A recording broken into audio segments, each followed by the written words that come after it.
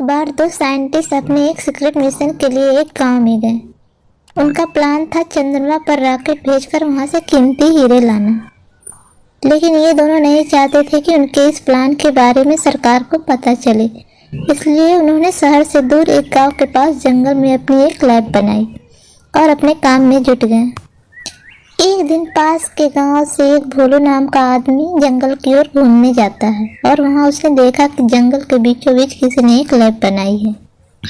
उत्सुकतावश भोलू उस लैब के पास गया और उसने वहां दो आदमियों को देखा। ये दोनों लैब में चुपके से बातें कर रहे थे। भोलू अब चुपचाप उनकी बातें सुनने लगा। तभी एक साइंटिस्ट दूसरे साइंटिस्ट से कहता है, देखो, अब हमें रॉकेट लॉन्च करने में ज्यादा दिन नहीं करनी चाहिए, नहीं तो किसी को भी हमारे इस प्लान के बारे में पता चल गया तो सब चौपट हो जाएगा।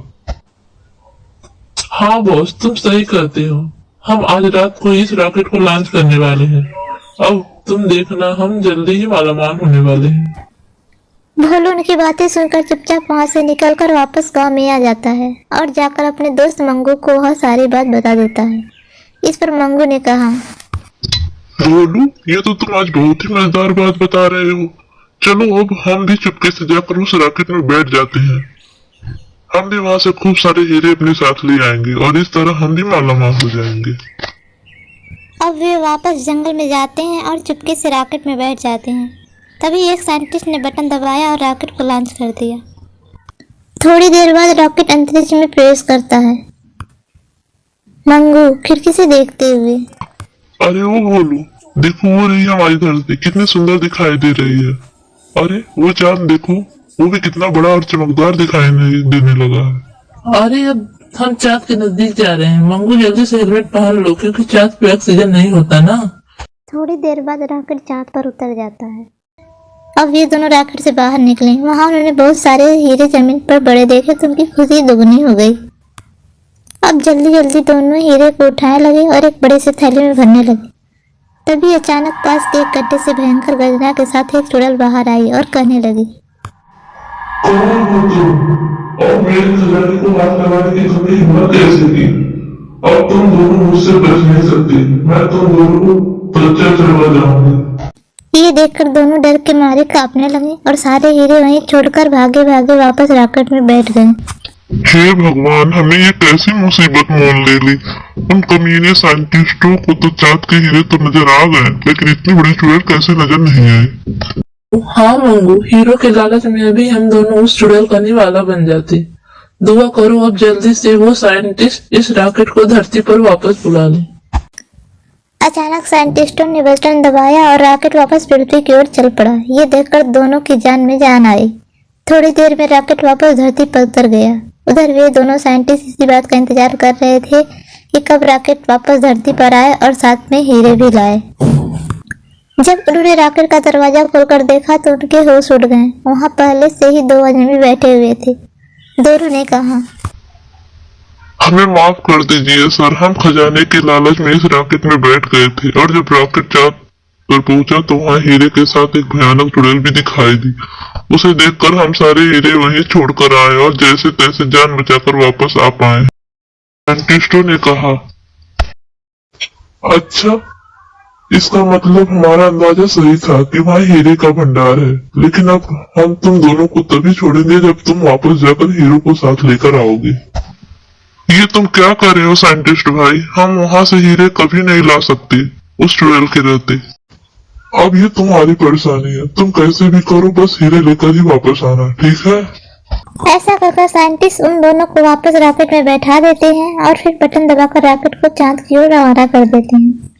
थोड़ी देर बाद रॉकेट फिर चांद पर उसी जगह उतर जाता है। इधर वे दोनों बहुत डरे हुए थे, फिर भी जैसे तैसे हिम्मत जुटाकर वो रॉकेट से बाहर निकले और हीरे इकट्ठा करने लगे। तभी अचानक वो भयानक चुड़ैल फिर गड्ढे से बाहर आई। यह देखकर मंगू और भोलू दोनों डर के मारे थोड़े बहुत हीरे साथ लेकर वापस रॉकेट में जाकर बैठे और दरवाजा बंद कर दिया। फिर वो चुड़ैल खिड़की के पास आकर बोली, नहीं, तुम मेरे हीरे नहीं ले जा सकते। मैं तुम्हें वापस नहीं जाने दूंगी। मैं अभी यही तुम दोनों को काम करना पड़ेगा।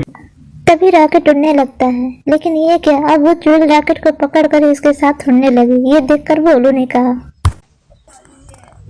देख रहे हो मंगू, वो चुड़ैल अब हमारा पीछा नहीं छोड़ रही है। देखो बाहर वो रॉकेट के साथ ही उड़ रही है। अब क्या करें हम?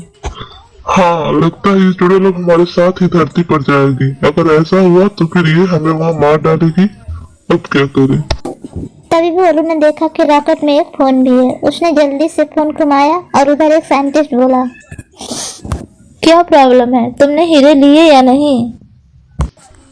हाँ साइंटिस्ट भाई, हमने हीरे ले लिए हैं, लेकिन अब वो चुड़ैल हमारा पीछा नहीं छोड़ रही है। अब वो इस रॉकेट के साथ ही उड़ रही है और हमारे साथ ही धरती पर आ रही है। अब हमें बचा लो साइंटिस्ट भाई।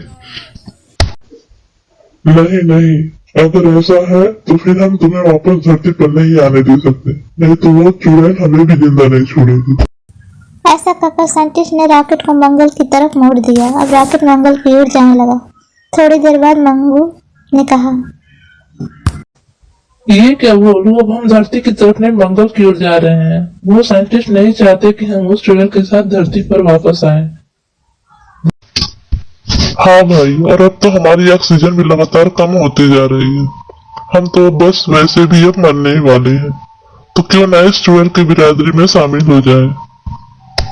हाँ, ऐसा ही करना ठीक रहेगा शायद। तभी भोलू खिड़की के पास गया और चुड़ैल से बोला, हे चुड़ैल रानी, अब हमारी ऑक्सीजन खत्म होती जा रही है। हम तो वैसे भी मरेंगे। इससे तो अच्छा है कि तुम हमें भी अपने जैसा ही बना दो, ताकि हम आराम से तुम्हारे साथ इस ग्रह पर रह सके। ये तो बहुत अच्छी बात है। अगर तुम मेरी बिरादरी में शामिल होना चाहते हो तो मुझे भी बड़ी खुशी हुई। मैं भी अकेले रह रहकर थक चुकी हूँ। चलो अब जल्दी से बाहर आओ, मैं अभी तुम दोनों को भूत बना देती हूँ। थोड़ी देर बाद रॉकेट मंगल पर उतर जाता है। इसके बाद वे दोनों रॉकेट से बाहर निकले और उस चुड़ैल ने अपने जहरीले दांतों से काटकर उन्हें भी भूत बना दिया। अब वे भी दोनों बहुत डरावने खतरनाक दिनाएं देखने लगे। ये देखकर दोनों बहुत खुश हुए कि चलो अब न तो इस चुड़ैल से डरने की जरूरत है और हमें ऑक्सीजन की भी कोई जरूरत नहीं पड़ेगी। मंगू भाई, ये सब उन कमीने साइंटिस्टों की वजह से हुआ है। उन्होंने हमारे साथ धोखा किया है। अब हम उन्हें जिंदा नहीं छोड़ेंगे। चलो अब वापस धरती की ओर चलो।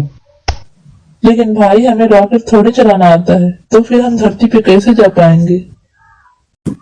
तभी चुड़ैल ने कहा, मेरे पास एक तरकीब है। तुम दोनों फिर से रॉकेट में बैठ जाओ और मैं अपनी ताकत से इस रॉकेट को धक्का लगाती हूँ। इसके बाद मंगू और भोलू दोनों रॉकेट में बैठ जाते हैं और वे चुड़ैल अपनी शक्ति से उस रॉकेट को धक्का लगाती है और रॉकेट को धरती की ओर मोड़ देती है। अब रॉकेट वापस धरती की तरफ आने लगता है। रॉकेट को वापस आता देख दोनों साइंटिस्ट डर के मारे लैब छोड़कर भाग जाते हैं। भोलू, लगता है उन साइंटिस्टों को हमारे आने की खबर लग गई है, इसलिए वो पहले ही यहाँ से बच के भाग गए। शायद भी दोनों गांव की ओर ही गए होंगे। चलो हम भी उधर ही चले। जब ये दोनों गांव में गए तो गांव के लोग उन्हें देखकर डर के मारे भागने लगे। ये देखकर मंगू बोला, अरे भाई, हमसे डर क्यों रहे हो? क्या तुमने हमें नहीं पहचाना? देखो, मैं तुम्हारे गांव का हूँ मंगू, और ये भोलू है। इधर दोनों साइंटिस्ट भागते हुए गांव के मुखिया के पास गए और बोले, देखो मुखिया जी, इस गांव पे 2 भूतों ने हमला कर दिया है, इसलिए हम आप सबको मिलकर उसका मुकाबला करना होगा। तुम चिंता मत करो, मैं अभी गांव के कुछ लठैतों को तैयार करता हूँ। थोड़ी देर बाद गांव के कुछ लोग लाठियां लेकर उन भूतों का पीछा करने लगे। जब ये बात मंगू और भोलू को पता चली तो वे दोनों अपनी जान बचाकर भागने लगे और एक खाली घर में जाकर छुप गए। अब दोनों साइंटिस्ट गांव वालों के साथ उन्हें ढूंढते ढूंढते उस घर तक जा पहुंचे और दोनों को जान से मारने की धमकी देने लगे। अरे मंगू भाई, ये दोनों साइंटिस्ट तो बहुत चालाक निकले। अब हम यहाँ से बाहर कैसे निकले? अब हम ज्यादा देर अंदर नहीं रह सकते। अब हम क्या करें? भाइयों, मुझे लगता है ये दोनों अब ऐसे बाहर नहीं आने वाले हैं। चलो अब हम इस घर को आग लगा देते हैं, फिर ये दोनों भूत आग में जलकर मर जाएंगे। तभी गांव वालों ने जंगल की ओर से बेहद डरावनी आवाजें सुनी। वे उस चोर की आवाजें थी।